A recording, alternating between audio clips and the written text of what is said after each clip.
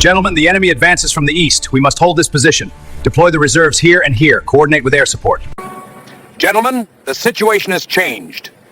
We must adapt our strategy. December 19th, 1944, a converted French army barracks in Verdun. The most powerful generals in the Allied command sat around a table, and not one of them was smiling.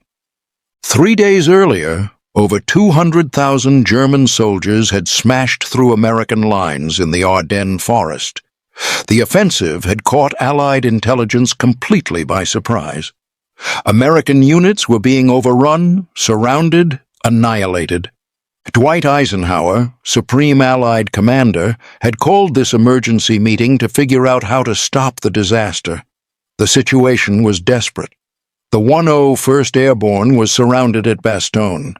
If that town fell, German armor could split the Allied armies in two and potentially reach the coast. Eisenhower looked around the table and asked the critical question.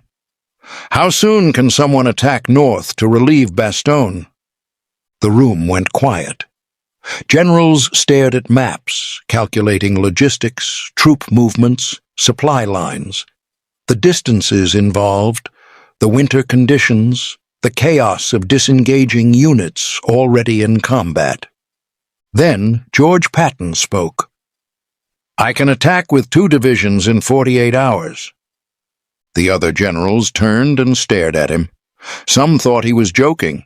Others thought he was grandstanding, making promises he couldn't possibly keep. 48 hours to disengage 3 divisions from active combat, rotate an entire army 90 degrees, move over 100,000 men and thousands of vehicles through snow and ice, and launch a coordinated attack against hardened German positions. It was operationally impossible. Every general in that room knew it. But Patton wasn't bluffing. He wasn't grandstanding. He was the only general in that room who had seen this attack coming, and he had been preparing for it for 11 days. December 9th, 1944. 10 days before the Verdun meeting, Patton's headquarters in Nancy, France. Colonel Oscar Koch walked into Patton's office carrying a stack of intelligence reports that would change the course of the war. Koch was Patton's G2, his chief intelligence officer. He was meticulous, detail-oriented, and deeply worried. Koch had been tracking German unit movements across the entire Western Front, and he had noticed something that nobody else seemed to care about. 15 German divisions had vanished. These weren't small units. These were full-strength divisions, including several panzer divisions with hundreds of tanks. They had been pulled off the line and moved somewhere, but Allied intelligence couldn't find them. Supreme Headquarters Allied Expeditionary Force, the SHAEF, had an explanation. The Germans were holding these divisions in reserve to respond to Allied breakthroughs. Nothing to worry about. Koch didn't buy it. He had been studying German patterns for months. The Wehrmacht didn't hold 15 divisions in reserve just to react. That was offensive strength. That was enough combat power to launch a major attack. Koch spread his maps across Patton's desk. He pointed to the Ardennes forest, the thinly held sector where American divisions were spread across miles of front. General, I believe the Germans are planning a major counteroffensive. The target is here, the Ardennes. Patton studied the maps while Koch laid out his case. The Ardennes was the weakest point in the Allied line. 4 American divisions were holding a front that should have required 12. The terrain was difficult, heavily forested, with narrow roads nearly impossible to navigate in winter. That's exactly why SHAEF wasn't worried. The same terrain that made the Ardennes hard to defend also made it hard to attack. No sane commander would launch a major offensive through that terrain in December. But Koch reminded Patton of something. In 1940, the Germans had done exactly that. They had attacked through the Ardennes and reached the English Channel in 6 weeks. It was the campaign that conquered France. Koch had more evidence. German radio traffic had increased dramatically in the sector. Prisoner interrogations mentioned new units arriving. Local civilians reported unusual activity behind German lines. Patton asked Koch a direct question. "If you're right, when does the attack come?" Koch's answer was immediate. "Within the next 2 weeks." Patton picked up the phone and called Omar Bradley, his immediate superior. He laid out Koch's analysis. Bradley listened, but he wasn't convinced. The Schaeff intelligence disagreed. The war was almost over. Germany was beaten. They didn't have the strength for a major offensive. Bradley told Patton not to worry. Patton hung up the phone and looked at Koch. He didn't say anything for a long moment. Then he gave Koch an order. "Start planning." Over the next 10 days, Patton's staff worked in secret. They developed 3 complete contingency plans for responding to a German offensive in the Ardennes. Each plan was detailed down to the minute. Truck routes calculated, fuel supplies pre-positioned, artillery batteries designated for rapid redeployment, infantry units assigned specific roads and assembly points. The plans covered every variable. If the German attack came from this direction, Third Army would execute Plan A. If from another direction, Plan B. If the situation required a different response, Plan C. Patton's staff thought their general had lost his mind. Third Army was engaged in offensive operations in the Saar region. They were pushing toward Germany. Why were they planning for a defensive emergency 100 miles to the north?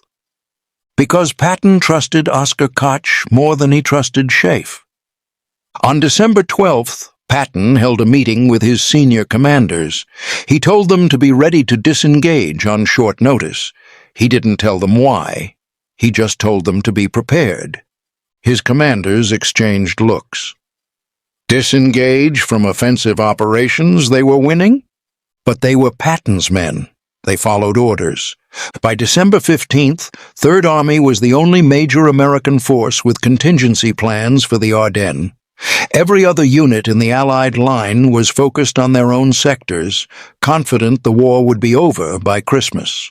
5:30 a.m., December 16, 1944.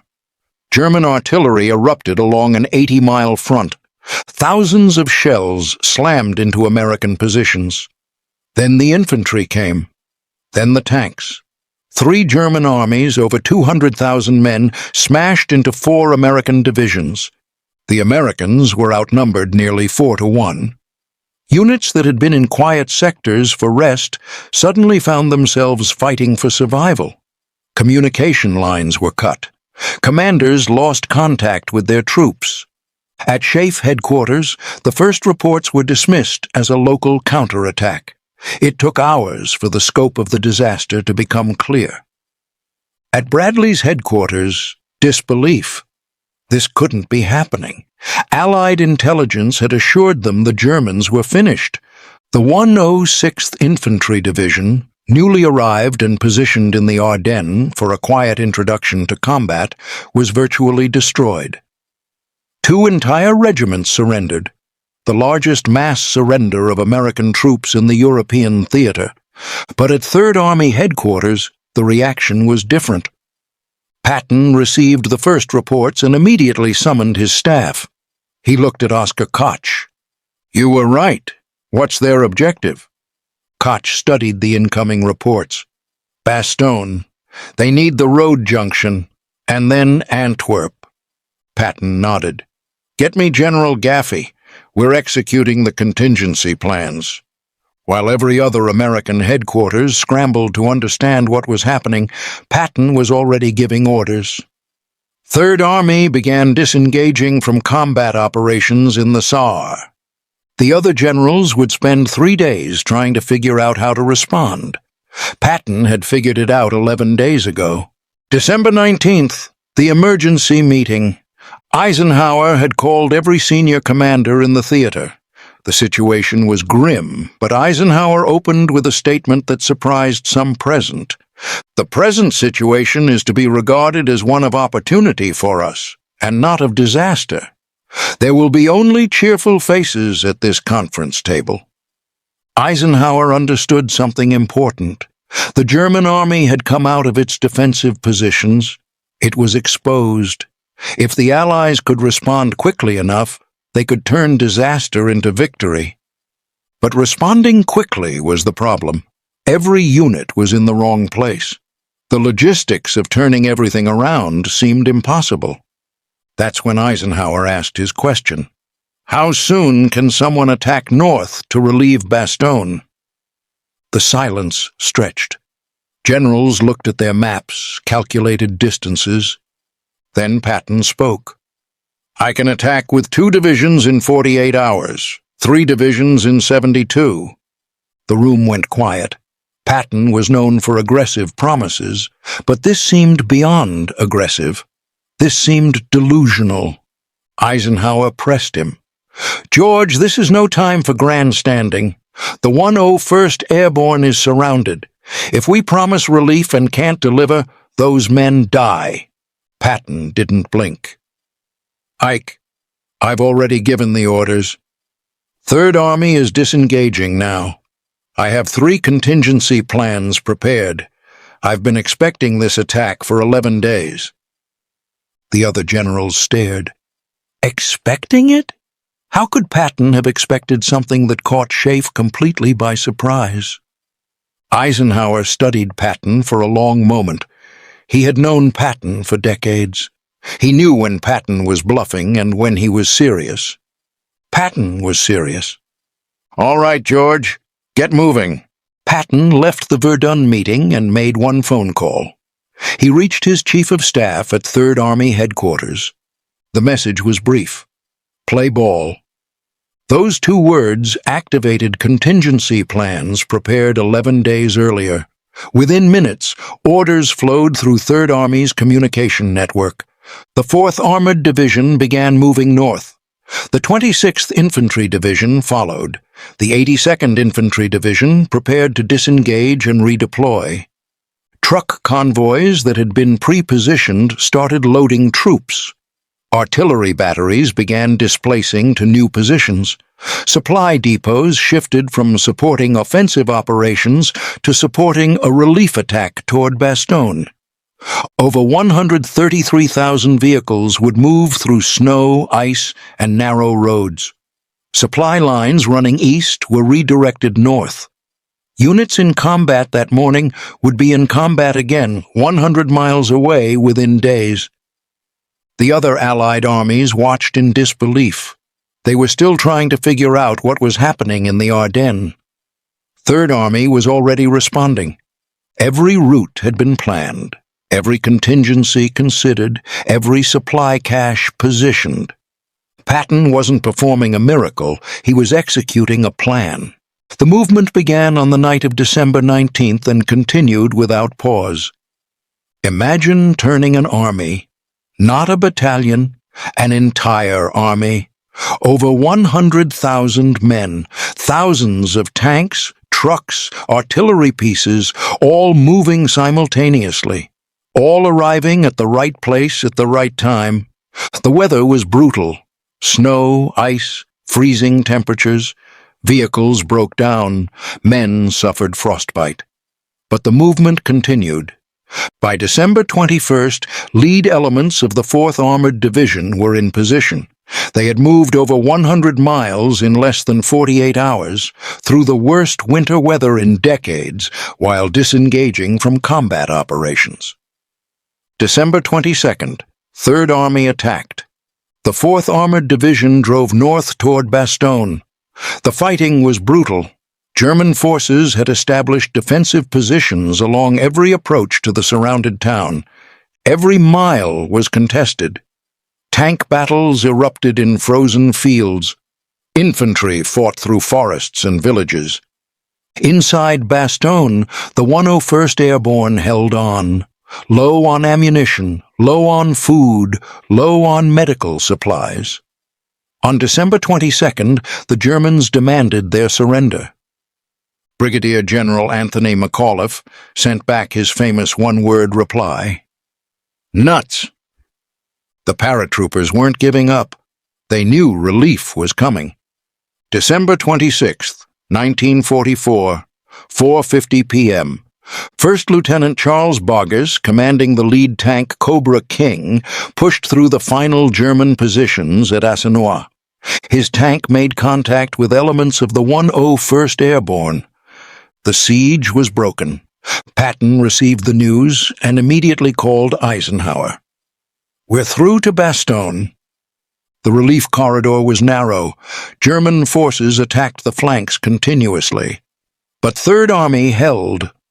That night, supply convoys rolled into Bastogne. Ammunition, food, medical supplies.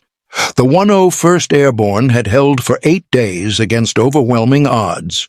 Now they had what they needed to keep fighting. The Battle of the Bulge would continue for another month. The Germans hadn't achieved their strategic objectives, but they had inflicted massive casualties. Over 19,000 Americans killed, over 47,000 wounded, another 23,000 captured or missing. The bloodiest battle the American Army fought in World War II. But the losses would have been far worse without Patton's relief of Bastogne. If the 101st Airborne had been overrun, if the Germans had captured that road junction, the offensive might have succeeded in splitting the Allied armies. The intelligence failure haunted American command. How had over 200,000 German troops achieved complete surprise? How had 15 divisions vanished without anyone noticing? The answer was simple and damning. Someone had noticed. Oskar Koch had tracked those divisions. He had predicted the offensive. He had identified the target. But Schaeff had dismissed his analysis. The conventional wisdom said Germany was beaten. A major offensive was impossible. Only Patton had listened. Only Patton had prepared. And when the attack came, only Patton was ready. After the war, Allied intelligence officers interrogated captured German commanders about their planning for the Ardennes offensive. The Germans had expected to reach the Meuse River within 4 days. They had expected to take Antwerp within 2 weeks. They had expected the American response to be slow, confused, disorganized. What they hadn't expected was George S. Patton. German commanders admitted that Patton's counterattack disrupted their entire timetable. The speed of Third Army's response shocked them. They had calculated it would take the Americans at least a week to mount a serious counteroffensive. It took Patton 4 days. General Gunther Blumentritt, who served as Chief of Staff to Rundstedt, wrote in a post-war study that Patton was the most aggressive panzer general of the Allies. General Hasso von Manteuffel, who commanded 5th Panzer Army in the Ardennes, was more specific. "We knew Patton would react quickly. We didn't know he had prepared for our attack. When his counteroffensive hit us, we realized someone on the American side had anticipated exactly what we were doing. That someone was Oskar Koch. But he was working for George Patton, and that made all the difference." George Patton received no medal for the relief of Bastogne, no special recognition. The official histories praised Third Army's performance, but rarely mentioned the 11 days of preparation that made it possible. Oskar Koch remained largely unknown outside military intelligence circles.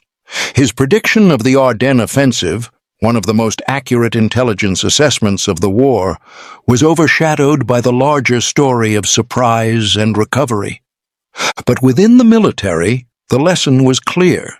Intelligence only matters if commanders act on it. Preparation only works if leaders trust their planners.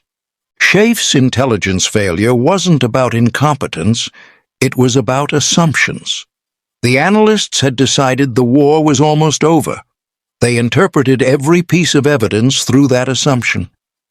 Oskar Koch approached the evidence differently. He didn't assume the war was over. He asked what the evidence actually showed.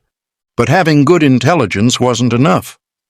Other commanders received Koch's analysis. Bradley was briefed. Schaeff saw the reports. They all dismissed them. Patton didn't dismiss them. He trusted his intelligence officer. He prepared for the possibility that Koch was right and everyone else was wrong. At the Verdun meeting, the other generals stared in disbelief when Patton said 48 hours. They thought he was grandstanding. He wasn't.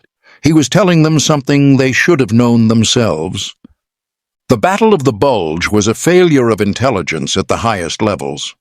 But it was also a story of one general who listened when no one else would. That's why Patton was the only general ready for the Battle of the Bulge. Not because he was lucky, not because he was reckless, because he was prepared. And in war, preparation is everything.